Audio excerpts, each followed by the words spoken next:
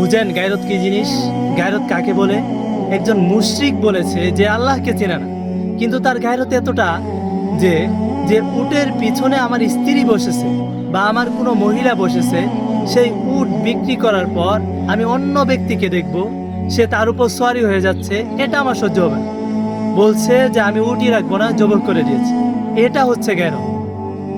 এক সাহাবী তো বলেছিল, ইয়া রাসূলুল্লাহ, যদি আমি আমার স্ত্রীর সাথে অন্য কোনো পুরুষকে দেখি তাহলে কিন্তু আমি তাকে হত্যা করে ফেলব। সাহাবারা আশ্চর্য, বলে কি? তখন নবী করিম সাল্লাল্লাহু আলাইহি ওয়াসাল্লাম বললেন, শুনো, তোমরা কি তার গায়রত শুনে আশ্চর্য হচ্ছ? এর চেয়েও বেশি গায়রত আমি মুহাম্মদ সাল্লাল্লাহু আলাইহি ওয়াসাল্লাম রাখি, আর এর চেয়েও বেশি গায়রত হচ্ছে আমার আল্লাহ সুবহানাহু ওয়া তাআলা। এজন্য আল্লাহ সুবহানাহু ওয়া তাআলা ফাহিশাকে হারাম করেছেন। এক হাদিসে আছে যে আল্লাহ সুবহানাহু ওয়া তাআলা তার চেয়ে বেশি গায়রত তার কারণ নেই, যার ফলে আল্লাহ সুবহানাহু ওয়া তাআলা অবৈধ সম্পর্ককে হারাম করেছেন। এটা তিনি পছন্দ করেন না, মোটেও পছন্দ করেন না।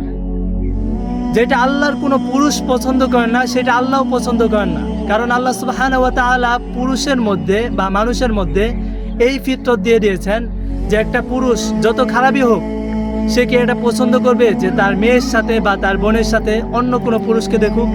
পছন্দ করবে? করবে না।